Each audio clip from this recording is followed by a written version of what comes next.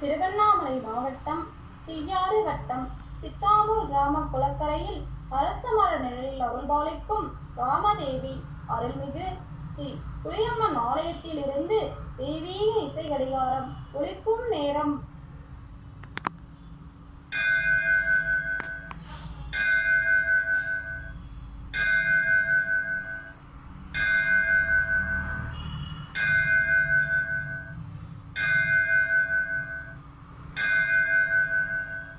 நேரம் காலை 7 மணி. இன்று ஜூலை மாதம் 11ஆம் தேதி வெள்ளிக்கிழமை.